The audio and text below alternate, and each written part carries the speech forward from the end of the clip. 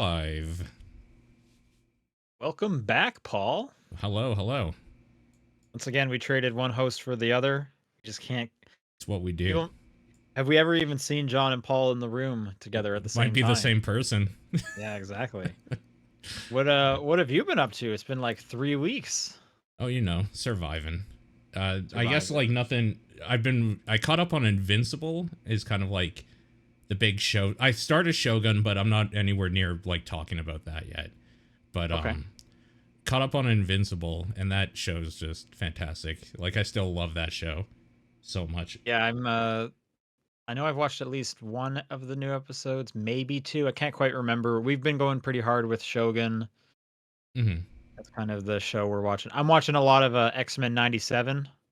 Caught Oh, up on okay. that one. That Sure. one's been pretty enjoyable. Sure. Yeah. Yeah, I heard good things about that. I don't give a fuck about X-Men, so I'm not going to check that out at all. Okay. I mean, I didn't watch the original run, but I just kind of needed like another show for when I'm like commuting into the office, Sure, I get and it. that people were saying really good things about it, and yeah, I'm enjoying it. So, Sure. Yeah, that makes sense. No, then how that's much kind of Shogun have you watched? just one episode. Like I literally just Okay. started it. Okay. It's a good first episode for what it's worth, but I have nothing to say on it otherwise so far. I think I think it was episode 3. Mm. I really liked. Like that's like my favorite episode so far. I think we've only watched 4 episodes, so yeah, I think 3 was like my high point. Okay. Cool. And I saw that new Ghostbusters this weekend. I also saw that. I thought it was better than the like 40% it has on Rotten Tomatoes. Okay, I thought it was pretty mid, but I think it's better than 40% as well. Okay. Yeah, no, I was pretty into it. I remember we did an episode of TVP about the last one, Yeah, Afterlife or whatever. I was gonna say Afterlife, and Aftermath, but that's not. That's not it. um and I remember saying the the character Phoebe, the main girl, Yep. is extremely likable. I think she is still extremely likable. Yep. She's still good. I don't know. It just feels like there was something missing from this one, like some special sauce, and I can't really put my finger on where, but there was something about it I didn't love, but I thought it was a good you could do worse for sure. I thought it was good. Oh, that's interesting because I actually thought there was like a lot in this because like they bring back the old ones and then they have to make all of their references and there's just kind of like a lot of little things in there to the point where I was like, this movie's a little long. Yeah, sure. I guess like none of it has as much heart or something for me. There was something missing in it for me. It does have all of the nostalgia check boxes in it though, for Right. what that's worth. Kumail Nanjiani's Yeah, character, he's fun. I really enjoyed. He had some Yep. really funny lines. That's that one where he's like, "What size shoes do you wear?" And he's like, 10. Can you fit into an 8? That's just what an insane thing to ask someone. I definitely Um, think out of all of them in that movie, he's one of the shining stars. Like I really enjoyed every time he was on screen. It was very good. you could also tell that the scene where, um, oh crap, who's the teacher dad guy? What's that actor's name? Paul Rudd. Paul Rudd, thank you. I was totally Hmm. blanking on it. The scene where he is quoting the song, you just know he Yeah. like loved getting to do that when he read the script for the first time. I mean, that 100% was not in the script, and that is a Paul Rudd thing. Like that, he's done that before. Like that is a Paul Rudd moment for sure. Or It works. they wrote it for him, like, but you could just tell like he was so excited to get to just Uh, deliver those lines. yeah, it was totally fine. It was a fine movie. I still like Afterlife way more, but this is better than 2 and 3 for what that's worth to people, I guess. Is 3 the woman reboot, you mean? Yeah, Yeah, I think that's pretty easily like the worst one. Um, I still don't mind that one, but like, yeah, it's still the worst one, I would say. uh, it's been a while since I've seen Afterlife, so I'm not I'd have to watch that one again. I remember not caring much for like the Two's pretty bad too. climactic cave battle or whatever, but I remember Sure. there was some nice stuff outside with the battle. Yeah, I don't. Yeah, whatever. Yeah. Yeah. No, it was cool. It's cool enough. Okay, right on. Mhm. Any other movies? I saw Uh Kong. oh my god. It does that looks so fucking bad from the trailers. Is it good? Like What do No, you it's think? about as bad as all the other like MonsterVerse stuff, excluding Skull Island. Skull Island is fucking incredibly good. Um, Oh, so I if you don't take like that Skull out, it's Island, but oh, I love Skull Island. Skull Island is I do awesome. I like think. most of the Godzilla stuff that's come out semi recently.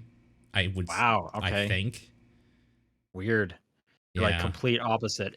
I feel pretty similar to about it as the other MonsterVerse Godzilla stuff, where it's like these human parts are abysmal to watch. These characters are so unlikable. Isn't that the Please just point let me. though? That apparently this movie's all about like, yeah, we wanted to make the movie where you're looking at the monster's point of view. It's like, okay, I mean, the parts where the monsters fight is definitely good, uh but huh.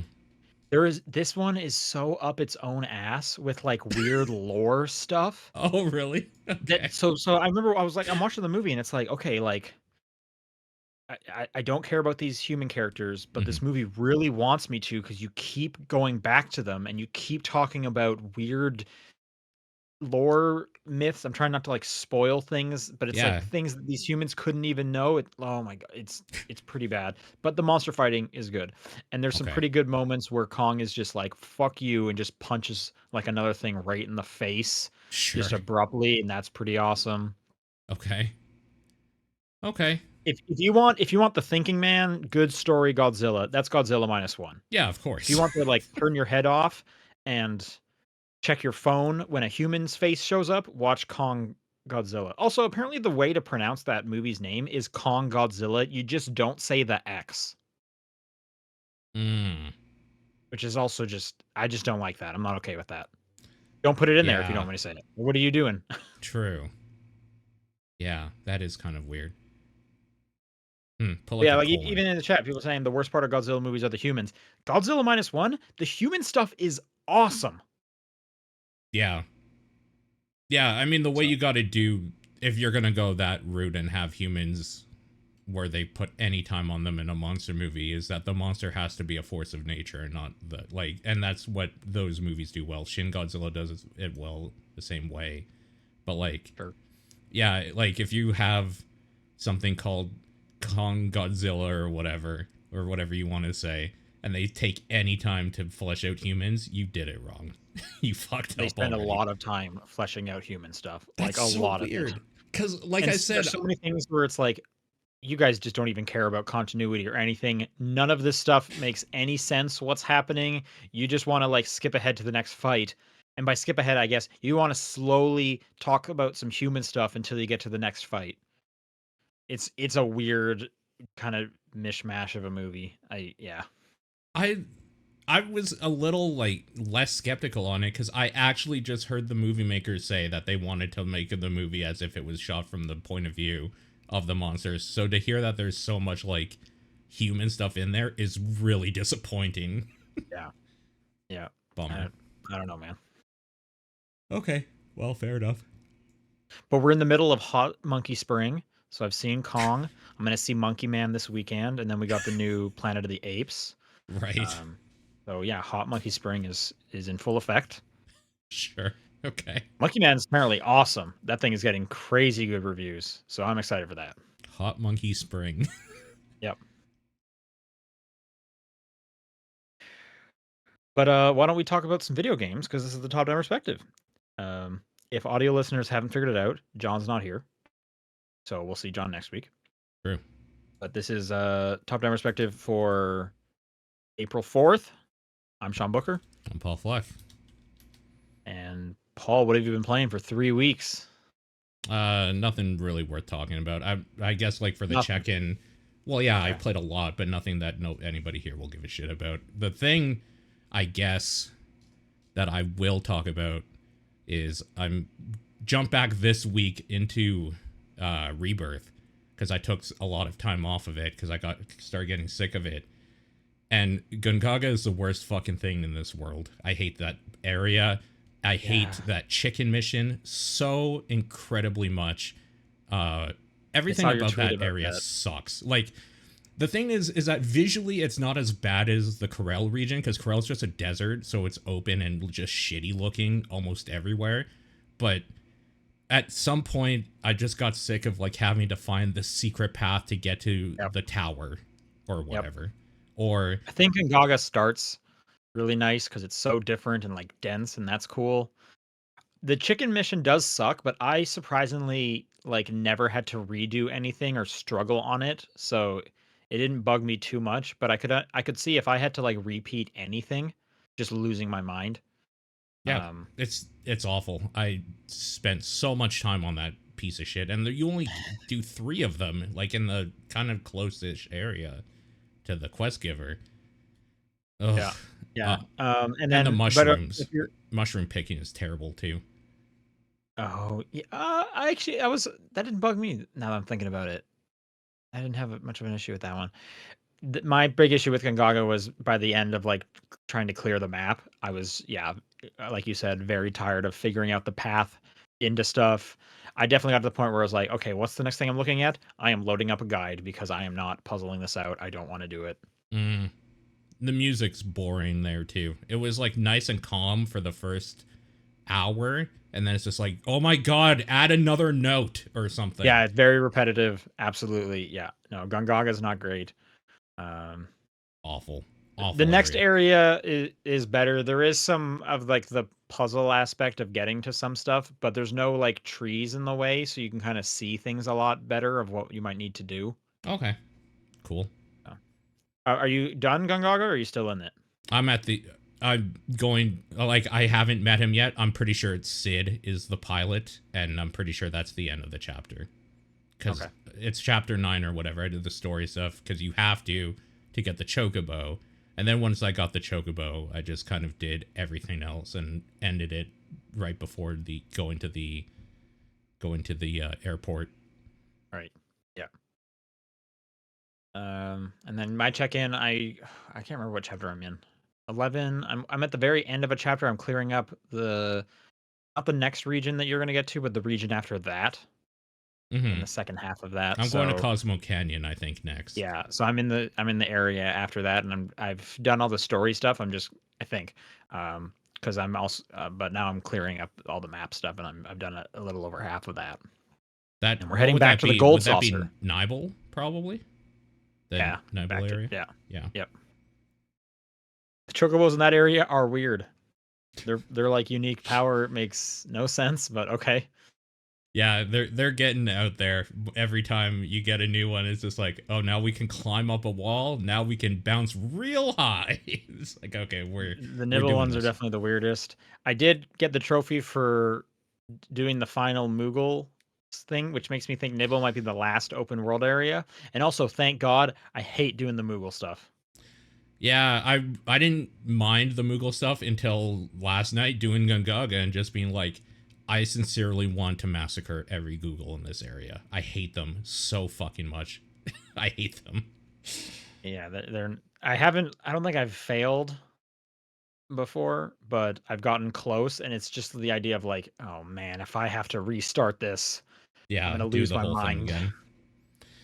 Yeah, yeah. I don't know. The story stuff still dragging me along, and I'm super stoked about that. But I've been kind of not into the gameplay for a while now, and I feel like I'm just dragging. Now I don't. Maybe you should just do the story stuff. Just get through it. Leave Yeah, the open world stuff. just get it out of the way or whatever. Because the story stuff's good still. That's Yeah. the So thing. I mean, like, no one, you know, you're not, no one's gonna bug you for not having done every tower. Like, who cares, right? Yeah. You could even just do the side quests and that, and you would still get all the little extra bonus kind of stuff. Yeah, I'm not looking forward to see what more side quests there are after that's some of those ones. I'm sick of those too, but yeah, I don't know. It was nice to get back in, just in general. It's a fun enough game, but the loop and the mini games, like I just don't like that stuff very much. So I've cooled down a lot on it, but I'll see it through because there's still enough to keep me going. Do you know what your hour count is where you're at? I want to say maybe 50-ish hours. Okay. I think I just hit 60. Yeah, probably a little under then. Let's say 46 to 48, probably. Cool. Yeah, that's kind of the big thing I've been doing. All right. I wanted to give a quick shout out once again to Once Upon a Jester because I finished that this week. Man, I like that game so much.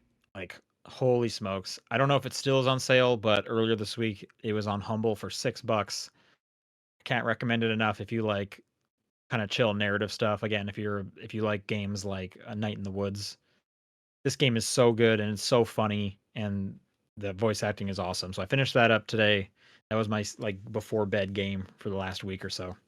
Okay. And Yep. yeah, big recommendation there. The other thing I've been playing this week is Princess Peach Showtime, I've been which I'm not. interested about this one. Yeah, I'm not super far into it. They don't really split it up in terms of like worlds. And in Okay. fact, they almost seem to kind of split it up out of like almost as if to kind of put it in a Mario analogy. What if you did the first level of all four worlds, and then what if you did the second level of all four worlds, kind of in that order? That's how they split it up Interesting. because the way it's kind of positioned here is Peach gets like um outfits Yep. and you kind of do four different outfits and then it's like okay, well, why don't you go up to the second area and then the second area is going to have some new outfits, some old outfits because you kind of return back to those outfits and blah blah blah. So I've done the first floor, which has Sword Fighter Peach, Ninja Peach, like Chef Peach. It's not really Chef Peach, it's more like Baker Peach. Um oh, and what was the other one? Cowgirl Peach. Okay. This game is very easy. Um Yeah, I've to a heard this. fault. Yeah, Yeah, I had heard that too. It's kind of boring how easy it is. I've heard this too. So Yep. you can there are definitely like Mario style like hidden collectibles and you can kind of search the area and some of them can be in some unique stuff. I've definitely missed some, but for the most part it's like, I don't think I want to go back into that stage to find the ones I missed because the like kind of main gameplay loop is just a little mind numbing. Right. They do mix it up like with especially with the way the costumes work that kind of allows them to do other stuff like for example, there's a lot more fighting in the sword fighting one versus the ninja one. There's like some stealth sections. They're totally fine. It's not like an annoying stealth section, but there's just nothing like that in the sword fighting one. The chef one is kind of like all mini game focused because it's you just like decorating cakes and stuff. So that Mm. they play differently. I just don't think I would want to go back and do 90% of the same thing just to find the like 10% that I didn't look behind stuff. And it has kind of a Paper Mario aesthetic where these are all plays that she is going in. These plays have like turned evil because of, I don't know, Mario magic, whatever. Yeah. Hmm. So everything looks like it's, on a stage put together with sets. So there'll be like strings holding things up if it's flying and stuff, and you can kind of go behind things a bit like that. But even then, they're the stages are pretty flat in terms of like, you can't go behind everything. There's not like a ton of secrets like Paper Mario.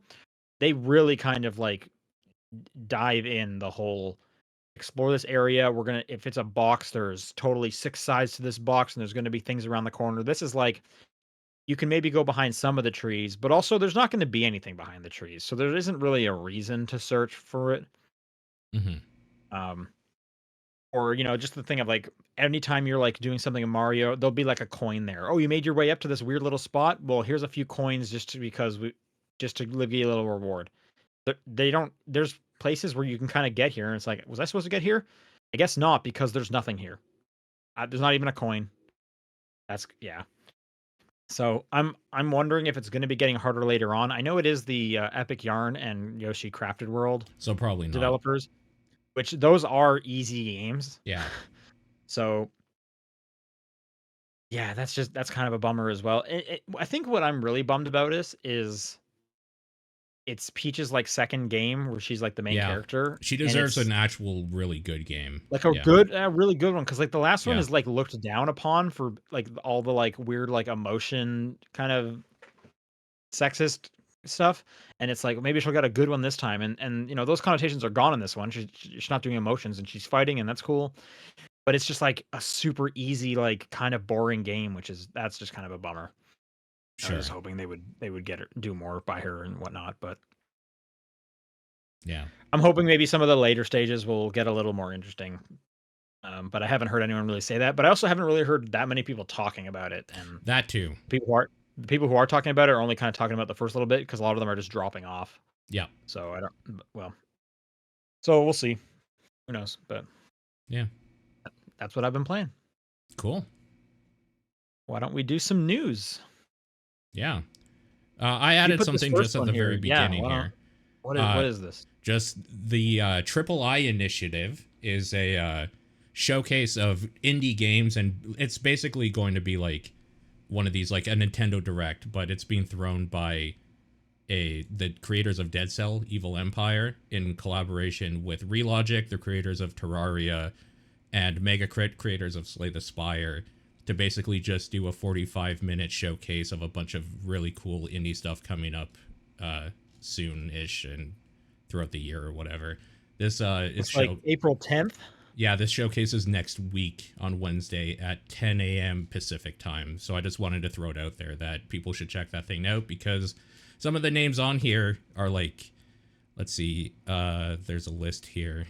Gearbox Software and Publishing apparently are on here. Megacrit, of course, is on here. Humble Games is on here.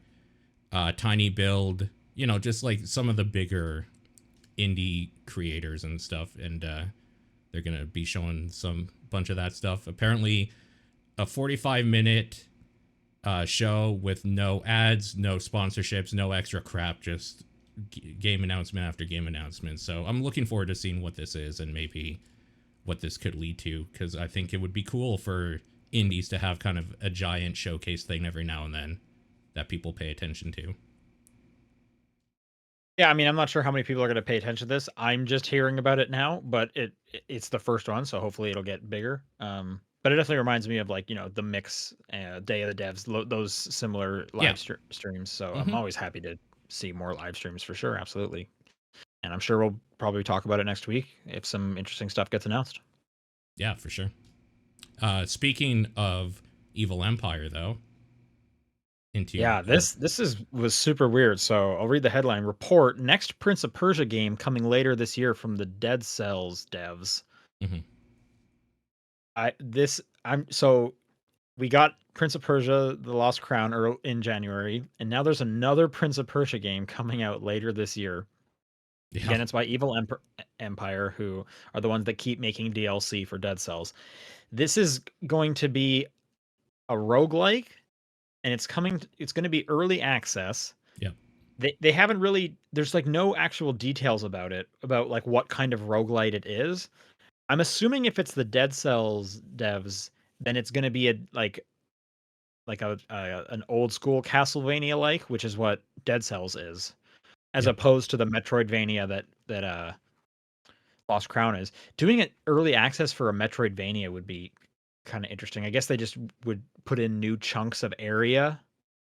That seems difficult to anyway. But I mean, Dead Cells was in early access, so my guess is it's going to be similar to that. Yep. Sure, why not? It's weird that we went with like no Prince of Persia. Now we have two in 1 year, and then there's that remake that's still trying to get off the ground. So there's like at some point 3 active Prince of Persia games in development. Yeah. No, it's super weird. Apparently, this is the first Ubisoft game to come out day one on Steam since 2019 as well, which is kind of interesting. Right. Yeah. I guess everything's been coming to their launcher, but maybe they don't have like a way to do early access on their launcher or something. Yeah, perhaps. That's probably what it is, actually. That's true.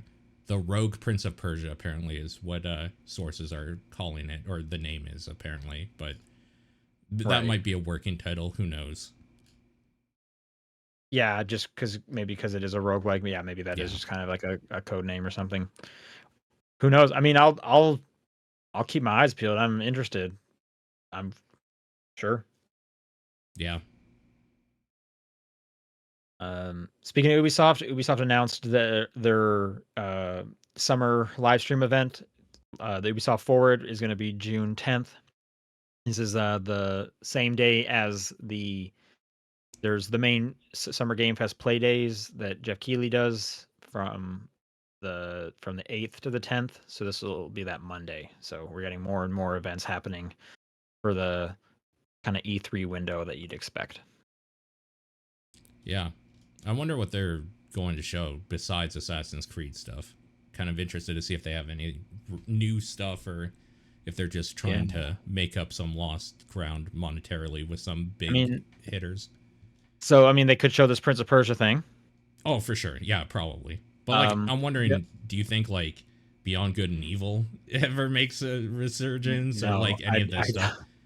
I don't think Beyond Good and Evil shows up. I Right. think they show Star Wars Rebels. Is it Rebels? What's the new one? I can't. That sounds familiar. I can't Or is remember that because one of the shows? well, that's one of the shows, but there was a Star Wars game that was canceled recently as well, so I don't remember which one they're working on. It's the one they showed last time. Yeah, Outlaws. There you go. Outlaws. Yeah, that's it. Which might as well just be a synonym for Rebels. So, Uh huh. um, so I bet that definitely has to show up there. Yes, there's always another Assassin's Creed thing that has already been announced that they could show more of.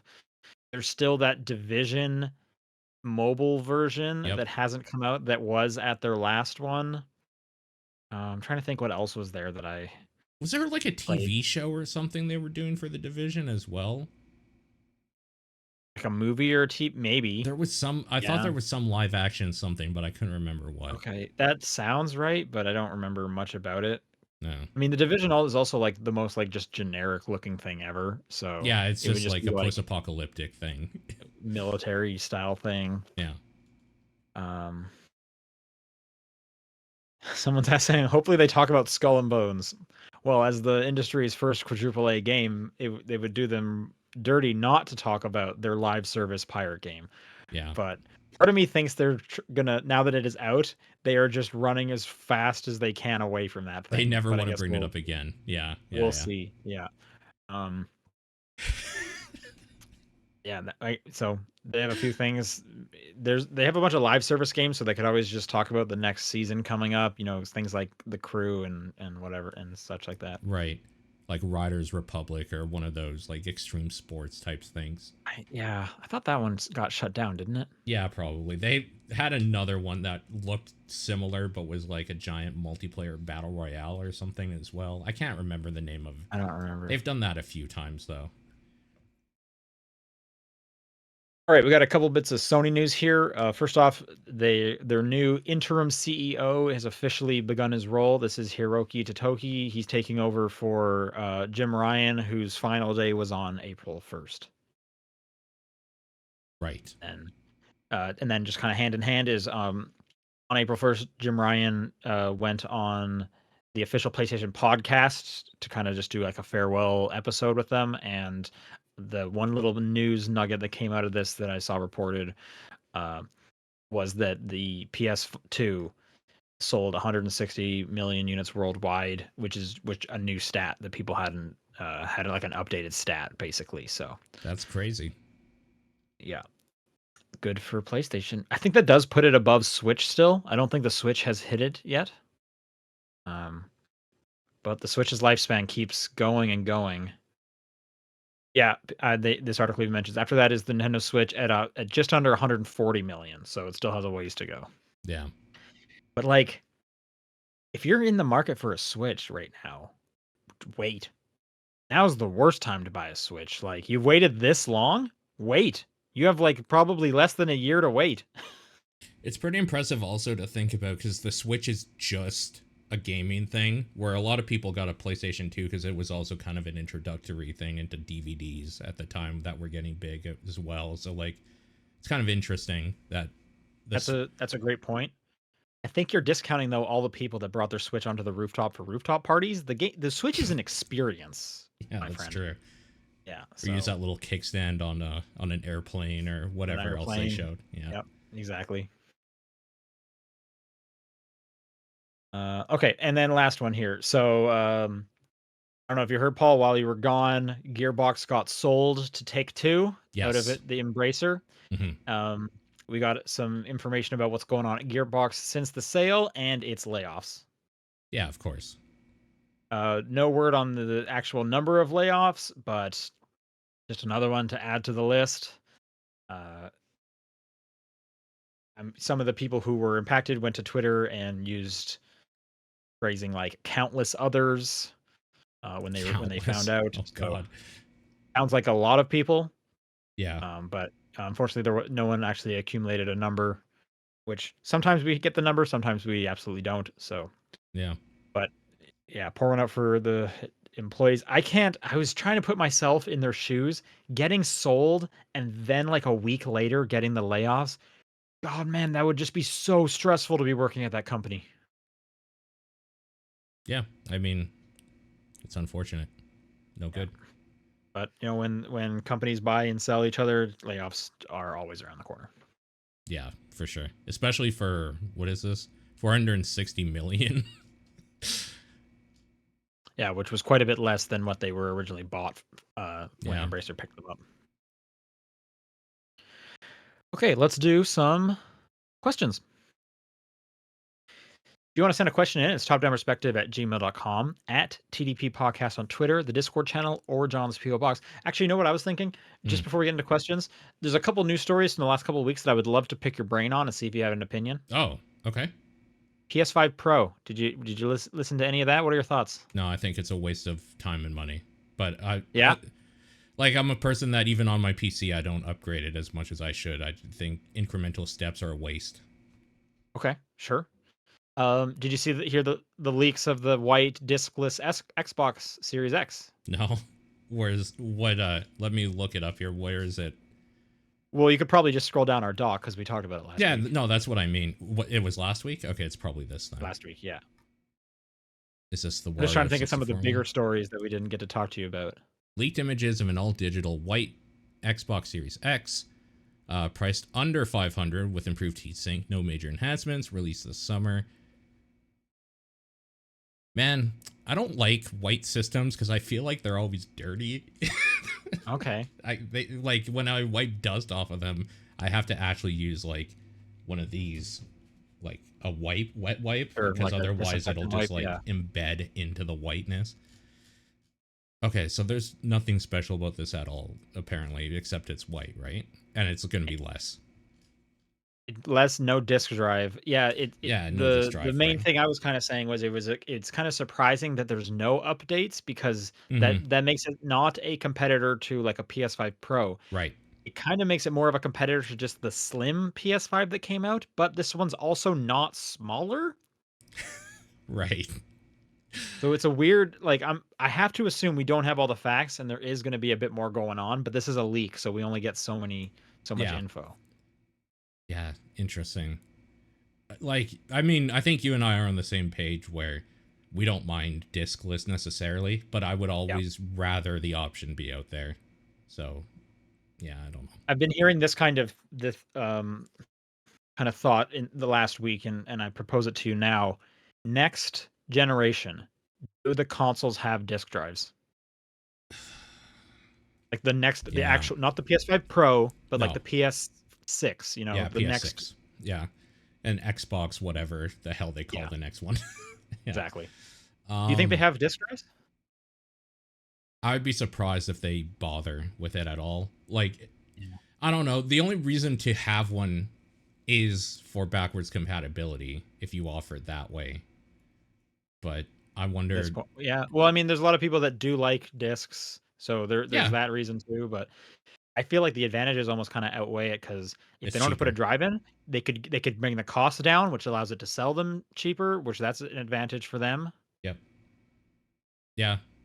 And there's they've kind of reached the limits on what they use now for drives anyways, where it makes a difference. Like having something just installed on your SSD is going to just be better than having something that has to spin up and read. I mean, even the discs nowadays, they're not being read. They're just Yeah. like registering you purchased this. Yeah, Okay, they're cool. DRM. Yeah, that's true. Yeah. That's true. Um, Yeah. I don't know. It is I do like just having the option of having both out there. I'm still a fan of that. But at some point, like why if I was a company, why would I release something that like only 40% of my customer base buys and like yeah, I'll take a little bit of a hit and people be like, okay, well, I don't want one at all. But if I could just like make 80% of people buy the discless And they don't version have to now. share profits with, Yeah. GameStop, getting Yeah. the money directly.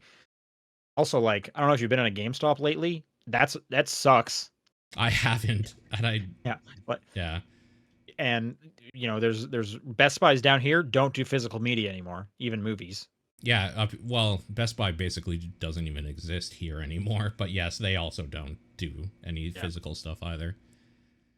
It seems like such a big step, but it just on paper makes so much sense to not do the disk drive. I wonder if they do something where by default they do not come with a disk drive, but both of them offer an accessory similar to how the Slim you can attach a disk drive to it, and they have that just Yeah. as like a here's an extra. It's going to cost you like because if you buy the PS5 Slim now without the drive, and then you buy the drive, it is more expensive than if you bought them together. But it's like Yeah. in the end, like no one's using these drives. I don't know about you. It's been a really long time since I put a disc in my consoles. Yeah. I'm trying to think of the last time I did. Well, the last time for me was 3 weeks ago with We Fit You because I was getting something for someone. I was downloading a thing for them, but Okay. like no The on my modern place. console. Yeah, I Yeah. haven't at all. I don't think. In the chat, Gu-Tang Clan. I use drives. I also have a problem. So at least we're being cognizant of this and transparent. Yeah, I like the other thing is for people that just live in an area with real shit internet that really fucks them over. But that's why I think having the ability to like a modular system that you could plug in a drive would be good. What if it just had like a SATA port that you could plug in an old PC drive, even if all it needs to do is read, so that the system could read what it is? Would those read Blu-ray discs though? Yeah, you would need like a Blu-ray drive or something, but Like that's gonna just be more expensive than whatever whatever they Sony's install. gonna sell proprietary, Yeah. blah blah blah.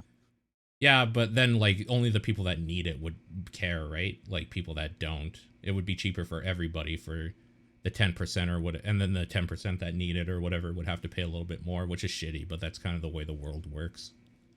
Yeah, and I think it comes down to, you hear a lot of people don't have fast internet, but that number is getting It smaller is. Yeah. every year. And Yeah. so then they need to ask themselves like, okay, we can cater to this small percentage that is decreasing, Hmm. or we can shave $50 off our launch price Hmm. and get, X percent more sales from outside of that area. And that is probably more than the small people. And I bet that's, a lot of this generation is that's kind of what's happening. Yeah. Yeah, So probably. Yeah, I think it's a step that probably needs to happen eventually, but it's always one of those things where it feels weird, like a really big step for your generation. It kind of feels yeah. like, well, the next generation can worry about that. I still have my discs or whatever. Yeah, exactly. Yeah. Okay, let's do some questions for real now. This first one comes in from Valk. What's the strongest first party Nintendo character you think you could take in a fight? Fuck. First party. Do you think you could take Mario? No, I don't think I could take any first party Nintendo character. Like maybe an No. NPC or something, but Yeah, I think you can definitely use I could probably NPCs. jump on a Goomba. Like I could probably Okay, stomp some like Mario sure. things. Goomba's easy, absolutely. Do you think you could do like a Koopa Troopa? Not, he doesn't have a spear, but he I think can get in his shell and spin at you. yeah. I think I could even probably take one with a spear, depending how big they are. I'm probably not too worried about that. I don't know what the size of them are. Is there an official size? Let's assume. Like Let's human assume. size? Yeah, they're the same size as you. Let's assume about 4 feet, because 4 feet. like a small Mario size or something. Okay. Or does Mario get like superhuman big when he gets big? Is he No, like a small human normally that gets bigger, or is his like mushroom state like a normal human size state? that's what I think it is. And Okay, he's that's like what I thought he's a too. short king when he's Yeah. Okay. default Mario. Okay. Do you think you could take Luigi? No, I don't think I could take any mainline character, including Peach. I think I could take Luigi. What are you worried about that Luigi's gonna do? Like if first off, Mhm. no weapons. He's not allowed to get a fire flower. That's not Oh, fair. okay, okay.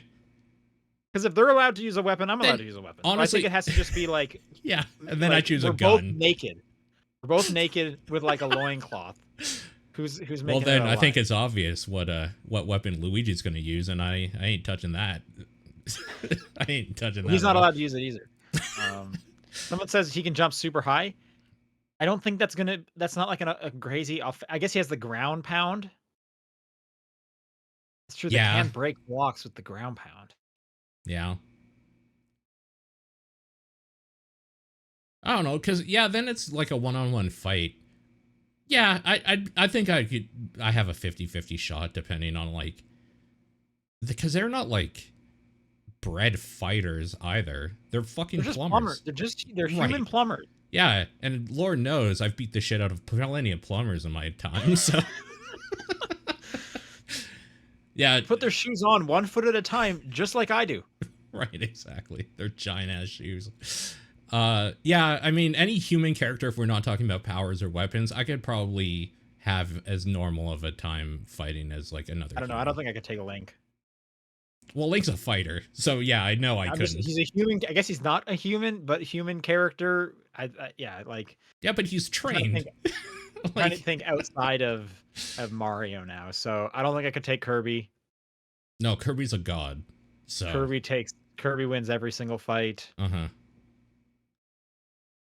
Trying to think, do you think you could take anyone from the Kirby universe? A Waddle Dee? They definitely are going to have a spear and a bandana. They're probably smaller than a Koopa Troopa too. Maybe the same size actually. I think they're probably about the same size as a Goomba. Yeah. I could probably yeah, NPCs I think are there for a reason cuz they're shitty at fighting. So, yeah, Was it Kevin probably. Falcon? No way. Oh fuck no. Yeah, no. Absolutely not. Who else is in Smash? Oh, yeah, that's a good way to look at it I don't actually. think I could take any Pokemon. Oh, they would absolutely Maybe a murder. normal type Pokemon, as long as maybe nah, they probably have some like crazy powers that I'm not thinking about. Yeah. Or they're like psychic. Like a Rattata or something. I could probably like They can use like Hyper Fang and stuff and like yeah. probably fuck you up. Yeah, that's true. Because those aren't even like necessarily powers; they're just things they can do, essentially. I could probably take a Magikarp as long as it's not every single Magikarp that apparently is about to evolve the minute you get in a fight with it. Yeah, Like I feel like in a lot of Pokemon fiction, you just look at a Magikarp wrong and it's suddenly a Gyarados. yeah. They're all like just level 19 with 99 experience points just waiting. I can step on a Caterpie. Yeah, I could probably Caterpie, like kill a Metapod. I bet I could find something to break its shell. I don't know. I don't know how hard it gets, and knowing the Pokemon fiction, it probably gets like diamond hard because everything just is so Yeah, hyper exaggerated. yeah, that's true. Yeah, what other first party Nintendo? I guess I have amiibos I can look at. One of the Uh, chat says if you make a Spoink stop bouncing, the heart stops. that's true. That Uh, is it- lore. what? What a just a horrible concept. Yeah, I don't think I could make it stop bouncing. To be honest. I don't. Yeah, man. I would feel so bad about myself. Oh no, I meant physically. I could easily kill a spoink if I needed to. Okay, if you say so. Brother's got to eat, man. Got to eat something. Suku writes, there's a surprising number of people who absolutely hate Mindy, the NPC who trades you a Haunter with an Everstone, which prevents evolution, thus denying you a Gengar. Are there any moments in video games which have stuck with you over the years due to how much betrayal you felt? Betrayal. I wasn't aware of this one. I probably like did this in the games, but that's fucked up.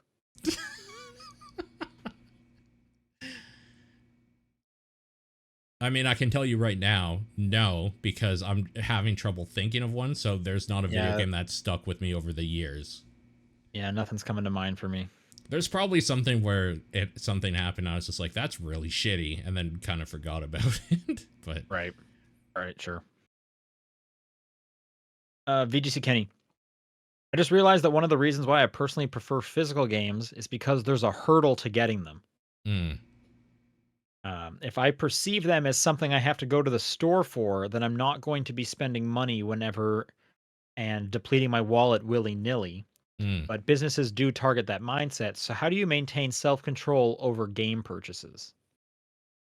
Oh, I take care of two people and pay rent. That's basically it. Like I just can't buy everything. So I don't know. I just can't buy Just every like, yeah, game. life, just the fear of becoming homeless and dying. Yeah, because I remember what Not it was like losing a job, having to pay rent, and just like not knowing if you're gonna like have dinner or whatever. That shit sucks. So like, just sure. have a really bad Absolutely. experience, and you'll probably be fine for the rest of your life. It's a bummer that people should have to go through that to learn that lesson, but yeah. It's pretty important though. Like that happened to me in my early 20s, like late teens. So it was the right time, I think. Um, Luckily I haven't had to do that, knock on wood.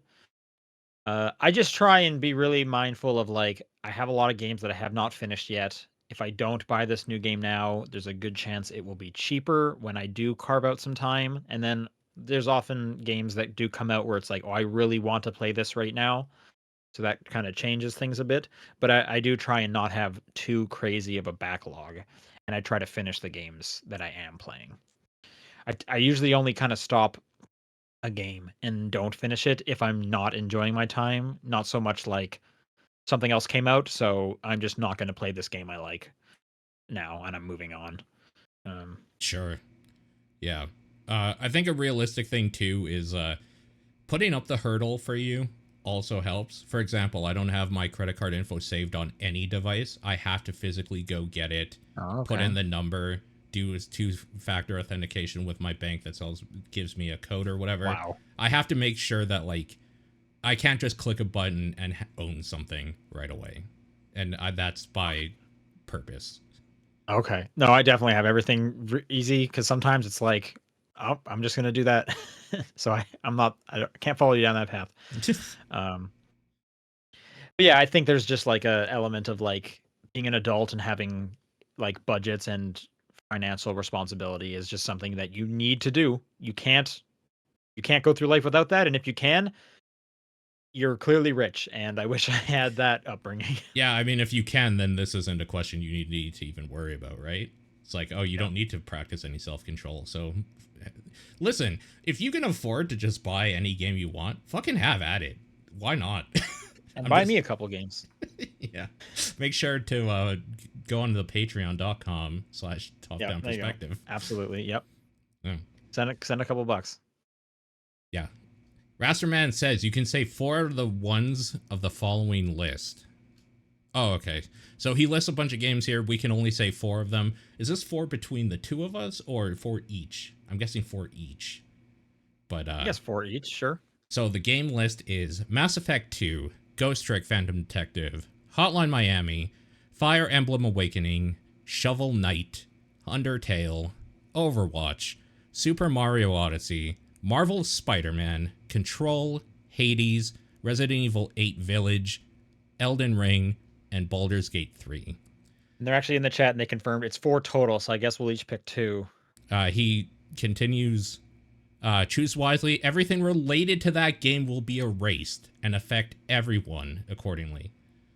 Okay, here's my question. Uh-huh. Everything related to that game, does that mean the series is gone or just that game? Because there's some of these like if Fire Mm, Emblem Awakening is gone, it's okay. There's a lot of other Fire Emblem for me. I mean, they're in the Awakening is a chat. really They good can one. tell. They can give us that Yeah, I would stipulation like right some more now. clarification on that case. But until we get to that point, what are some of your initial thoughts here? Um, The game and the sequel. So it seems like the whole series is going away. So this or is at kind least of rough. everything from that point on. So anything before would be okay. Do the deaths Everything disappear? Devs disappear. That's a question. Do the publisher cease to exist? Yeah. I feel like if we're going down that rabbit hole, it's like, well, this is on the Xbox console. So Xbox is gone. So Windows is gone. So Microsoft is gone. Sure. Okay. I'm trying to think of what, like, knowing that, I would probably want to keep Baldur's Gate because of the precedents it's setting going forward for all of those games. I But feel like Elden Ring is a similar idea. but for both of them, they wouldn't have a strong impact generally right now because nothing's really come after them. So like, how Well, Elden important? Ring's is about to get DLC in a couple months.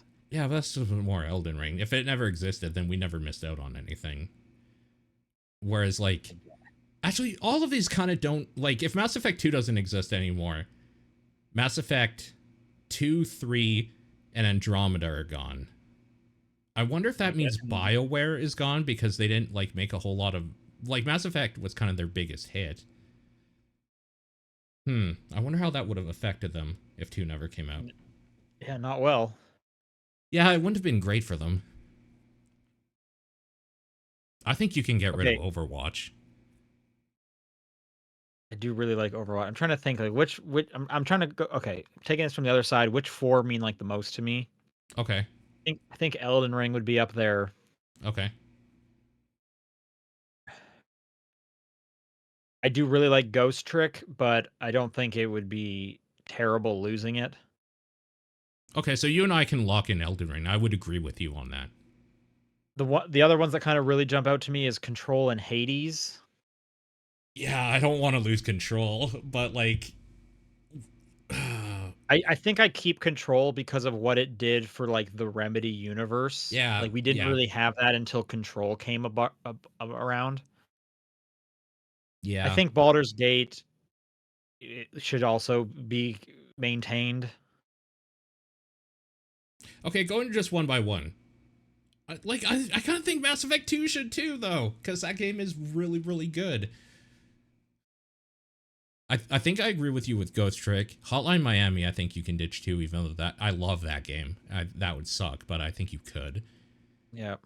Fire Emblem Awakening actually kills Fire Emblem, just straight out, because that's kind of what brought it back into resurgence, right? I mean, for the mainstream, it did. I was way into Fire Emblem before that, so Oh, okay. like I was enjoying those other games quite a bit. Um, I feel like for like the gaming community, getting rid of Undertale is not good. Like it doesn't Yeah, kind of hit me personally, but I just feel like the table that is this four-legged table would get wobbly if right. Undertale it gets just removed. Like a big deal just happened in the universe Yeah, or whatever. exactly. Yeah. I agree, which sucks because I love Undertale, but I would get rid of it. I don't know. I don't think it has that big of an impact on me personally. I'd get rid of Mario Odyssey. No, like fine enough. I love Yeah, Odyssey as well. I do love Odyssey as well, but there's so much good Mario before that.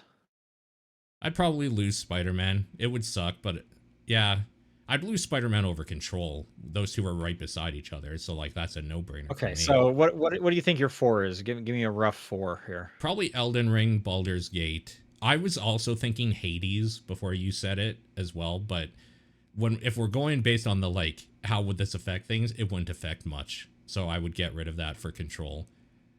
I'd say Baldur's Gate Well, 3, Elden again, I don't Ring. think Control would affect much on a larger scale. It's just like a personal scale. Like Yeah. I really like the Remedy universe. Baldur's Gate 3, Elden Ring, Control, and Undertale would be the ones I probably would keep. Baldur's Gate, Elden Ring, Control. What was the last one? Undertale Undertale. are probably the 4 I would keep. Yeah, I think that's a good 4. If I could choose to get rid of one to say 5, I would choose to get rid of Village. That game was fine, but like I would easily throw that thing in the fucking fire. You also have a lot of Resident Evil before that. A lot of it. And arguably Village took that series in a place that it may not ever come back from, so a lot of people hate it. It's just kind of meh. All right. Well, yeah, seems we're pretty aligned on our 4. Okay, cool. Hebrew Lantern writes, "You got drafted to play for a sports team. The sport and your skill level doesn't matter. What is your jersey number? And do you have a backup number in case that number was retired by the team?" Hmm. I'll go with my Quidditch number. It was 00. Okay. I don't have a backup. If I can't get 00, I don't care what I am. I'd probably just do my birth year 86 or something. I Okay. don't care because I don't care either. All right. Oh, I mean, joke answer 69. Yeah, Yep. or Yep. whatever. There's always like one of those guys on the team. Yep. 420. That's another one. Yep. Yep. Phantom Aegis writes, "Ahoy TDP crew, pick whichever video game franchise you love. Now in that franchise, what soundtrack would you consider to be perfect in nailing the vibes of what that franchise is? I'll use Mario here as an example. I love Super Mario Galaxy soundtrack, but Mario World is I consider to be the perfect Super Mario soundtrack." I feel like this kind of just comes down to like what is like typically regarded as the best one in the series, Yeah, like just all around. because like how many games were like, I don't like this game at all, but the soundtrack's incredible. Like I don't hear a lot about that. I usually just hear good games and then they also have good soundtracks. Sure. Hmm. I'm trying to think of a video game franchise I love that I don't think about often. In like, okay, let's do Metal Gear maybe, like Metal Gear Solid. Soundtrack. They're I mean, all I'm just kind gonna of pick similar. 3 because that's like my favorite Metal Gear, and And they're all similar enough that it kind of doesn't matter. the 3 has Snake Eater, so It does have Snake Eater, you're right. That song is incredible. Hmm. good point in the chat. If you go Sonic, you may hear they may not like the game but love the soundtrack. That's a good poll. Okay, yeah.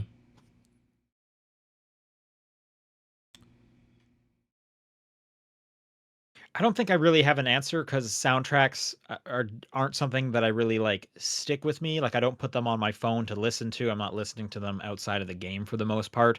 There are definitely some soundtracks I like, but I'm not like ranking them in my head. And a lot of the soundtracks I do like are kind of like one-off games. I'm thinking of like uh 13 Sentinels. I'm thinking of Mm. Near Mm. Automata. I'm thinking of like that Arkanoid Shatter. one, Shatter. Thank you. Mm-hmm. I was thinking of Shatter as well. Yeah, I love soundtracks, but the problem I have inherently with this question, or the paradox it presents, is the reason why I usually love a game's soundtrack is because I feel it embodies what that game is already. So it's just like what this question is to me is, what video game soundtrack do you like? Because that's the answer also for like the best one in that series for me. Like I don't think there's like a soundtrack I would say, I love this one, but this is the one that embodies that thing because they're so intrinsically like what I want in a Mario game includes the sound. So obviously, if I just like that game, it's because the sound design is part of it or whatever. So it's that game. That being Mario is said, also an interesting one yeah, because it's it's different a lot of enough. those soundtracks are referential Yeah, to previous games and previous tones and stuff. You know, a lot of Nintendo does this just because they have such history. So Zelda's very similar as well. yep, You know, Final Fantasy is obviously like that. 7 is just in my head because I'm playing Rebirth, so that's obviously something they're doing. yeah. Yeah, I mean, 7 or Final Fantasy in general, like, I guess I could give the answer. I think, like, I really like uh, Final Fantasy VII's soundtrack. I think it's probably a quintessential soundtrack for Final Fantasy games. But, like, I also really like 10 or X's soundtrack a lot. So, Okay. I don't know. More importantly, Super Meat Boy has 2 soundtracks because of the falling out with Danny B, and that second Right. soundtrack is awful. So that game is like a weird example of they got the vibe so right that it ruined anybody else trying to step into that universe. Sure. Yeah. Hayes Hero EX. Which video game character should be in every video game as a hidden cameo, now and forever, and in all games from the past? The character will have all their regular abilities, powers, weapons, no matter the game. Also, if the character has many iterations, be specific which one, like Mario from the SNES, N64, Sunshine, and such. Vector Man, because he's just a bunch of balls, so he could fit in everything. Okay. I don't want them to fit in, but I still want them to show up. G-Man. Okay. What about like Pepsi Man? Just some stupid ass characters that are just in like a really serious moment, and you just see Pepsi Man just being like really contemplative or something. That's not bad. Or just, or like Kool-Aid Man will just break in through a wall at any given moment. What about Sneak King? That's a good answer. Oh, Sneak King is a good answer. He's just always in the So, background if you're looking hard enough. well, so that's what I'm thinking with G-Man is he'll just like, oh, you can see him, he can see him there, and he's just creepy. I feel like Sneak King would have to do something more Sneak King related, where it's like at some point you'll like turn around and he'll be there Mm-hmm. with a burger for you, and it's just like, oh, thank you, and then the game continues. That would be pretty Um, good. Sneak King is pretty good.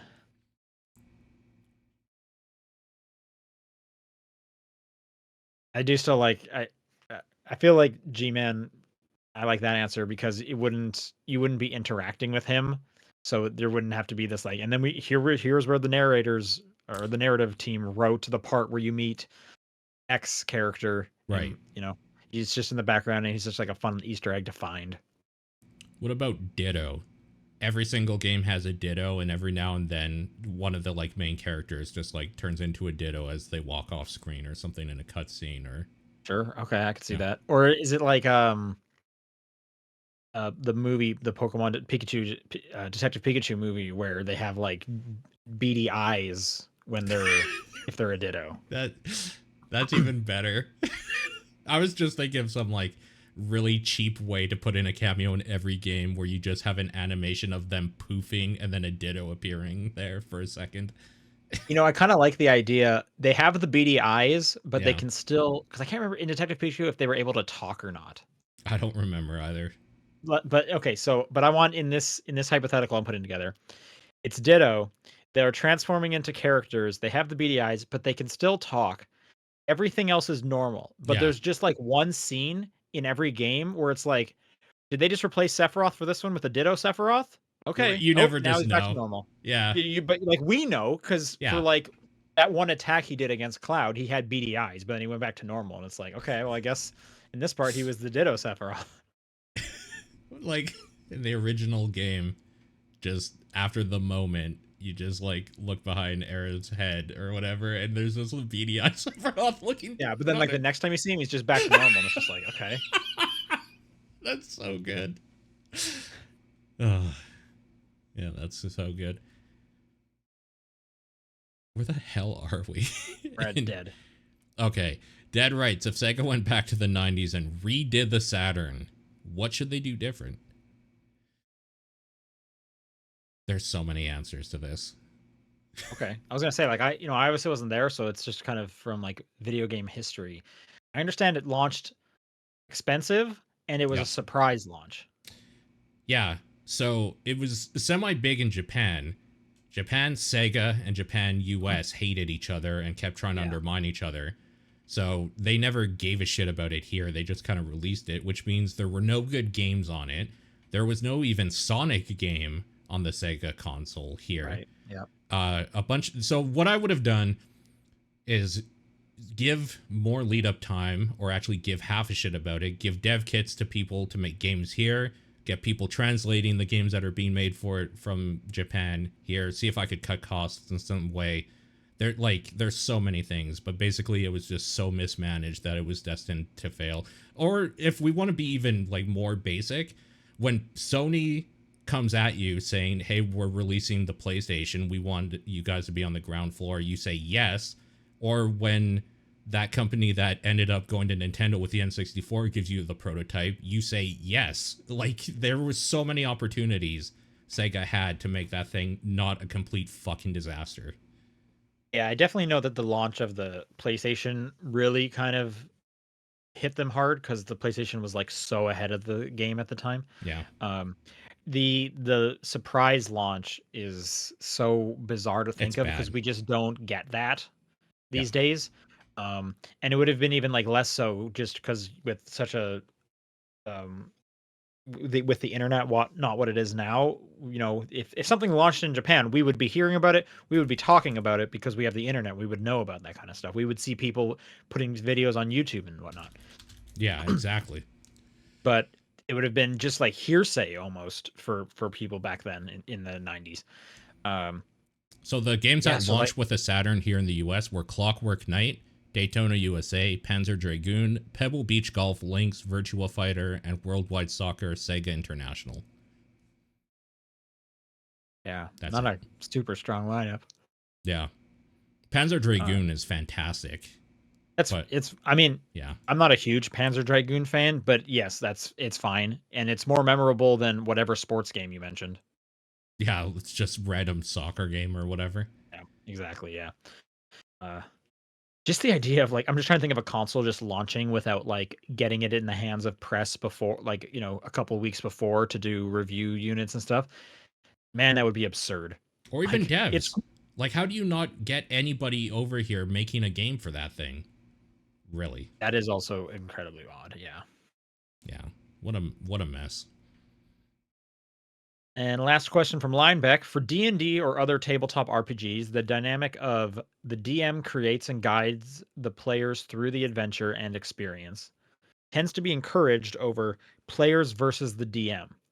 Assuming in this instance that the DM would be the devs, what dynamic do you tend to have when playing a video game in comparison? Oh man, I like completely lost what the question was as like I was reading it here. Okay, so which side of this argument are we on for video games when we play? Like, yeah, Yeah. what perspective are you taking? Are you when you're playing a game, do you feel like you're against the devs trying to beat their game like it's some kind of obstacle they put in front of you? Or do you think it's the devs guiding you through an experience like you're working together to have a good experience? Uh I definitely think games are different than tabletop RPGs in the way that it could be either depending on what the game is. Generally, I would say I prefer games where I feel like there is a well-crafted narrative and thing, and I'm like creating the story with them, like kind of guiding me through it, rather than feeling like I'm fighting against some asshole who put a bunch of obstacles in the way. But like that's probably where I would prefer to be when I play a game. Yeah, I think it's kind of a combination, and I feel like in D&D and tabletop RPGs, it's also a bit of a combination A because little bit. even with the first one where they're guiding you through an adventure and experience, that adventure and experience has to have some tension, or else it won't be an enjoyable time. Like it can't just Yeah. be super like for my example with Peach. Princess Peach Showtime Yeah. earlier is it's so easy. Like the tension is so little that I'm finding myself bored. But Yeah. then there's something like where, the devs could be like, they just put a crazy hard boss here and said, double middle fingers to the player, see if you can beat it and stuff like that. And that can be annoying as well. But Hmm. devs will do stuff like, do we put healing items in the boss area so that there's a way for you to, is there weak points that we've, signaled to you to help get you through that. So it's Yeah. unless something like felt like incredibly unfair, then I feel like for the most part, the game is guiding you through it, and putting tension up in the way is not a bad thing, and in fact, there's a degree of welcomed tension that I want in my game. I think of Souls-like specifically, like, though they can definitely put some, like, cheap bosses in there, but there are ways around that. It's not always like you just need to get good. It's like, did you make your character this way? Did you bring the right equipment? Yada, yada, yada. Sure. I will say, like, this question does make sense the way it's written. But I will say that in our tabletop RPGs or whatever, it's kind of less like the DM is the dev, really, because the devs make a thing and put it out and you experience it. The DM is kind of working with you to create a thing. Like, without the players, the DM has nothing. A good DM, I should say, because there are DMs that just like have a story written out and numbers, and if you don't hit them, then you fail. But like a good DM will create and craft the story with you. They're just another player just playing a different part of the world or whatever. So it is a little different, I would say, because a DM will be creating the experience with you, and a dev will just put something out for you to experience, just as like kind of a side note. But even then, isn't the DM also like they have like a structure? They have kind of a beginning, middle, and end in mind that they are trying No, to get you to. no, they have basic ideas, but like a good DM Yeah, won't yeah, have like. Well, and again, it kind of depends because you can get like the pre-written stories from like Wizards of the Coast, and yeah. there are just like if you don't hit this number, your character dies or whatever. But a good DM will like fudge some stuff, maybe say you lose a limb or like you know what I mean. Like there Exactly. isn't a Yeah. strict set of rules that a DM Exactly, has like, to the follow. DM, for the most part, they're not just being like, "I made 5 monsters, and I'm just gonna put them back to back in front of you because I want you to fail." I A mean, good even in that one shouldn't scenario be. Yeah. but even in that scenario, I made 5 monsters, they want you to experience their 5 monsters. Right, but And I those think five that's kind monsters of the might other not thing is kill you. They might just maim you. Whereas a video game, there is a fail state that will always happen in some regard. Maybe. I think the likeness, the thing that the DM and the dev will have in common is they want you to experience everything they made Yeah, well, I or thought mean, up. probably. I would assume. If they didn't Yeah. want you to, then Then why make from it? the DM thing, why are you playing with me if you didn't want me to see this big finale you came up with? Like Right. you made the first step super hard to ensure that I could not get past. Why did you spend any time coming up with step 2 through 10? Right, exactly. But clearly you wanted someone to experience 2 through 10. So it's like, and I think devs are the same. They're not going to spend all this time just to be like, and all of our players stopped playing 10% of the way into the game, and we're happy with that. I mean, that Like, definitely happens, but they're not happy with it oh, generally. exactly. It definitely happens. You can look at like achievement percentages. For the majority, people do not finish games, but the Yeah. devs want you to finish their game, or they wouldn't have put that time in there. Yeah, generally, for sure. I'm more just saying that a DM doesn't create and guide players so much as they DM and players create and guide each other in kind of an experience. The DM just kind of puts in the obstacles, as you would say, I guess, or Right. whatever. Yeah. Yeah. Just trying to make it interesting for everyone. Yeah. Yeah, exactly. But yeah, I mean, I think everybody would rather that, right? Nobody wants to just feel like they're fighting against something unless that's maybe other players in a co-op thing or something. Yeah. I mean, I don't think anyone wants to make like an unbeatable challenge. Like, there's no point to that, right? Like, Yeah. even if they're making it like a hard thing, there is still some kind of reward they want you to get. Like, no one just wants to be like, not a single player ever beat this hard boss I put in there. How cool am I? I don't think that really happens. There's probably somebody where it has happened, but yes, I don't think generally. Because, like, why would you waste your time doing Exactly. that? Exactly. Yeah. Yeah. All right, that's going to do it for questions. If you want to send in a question for next week, topdownperspective@gmail.com, at TDP Podcast on Twitter, the Discord channel, or John's P.O. Box. What is your game of the week? Uh, Rebirth. And I'm going to give it one more time to Once Upon a Jester. Nice. Thanks everyone for listening, and we'll see you next week. Bye.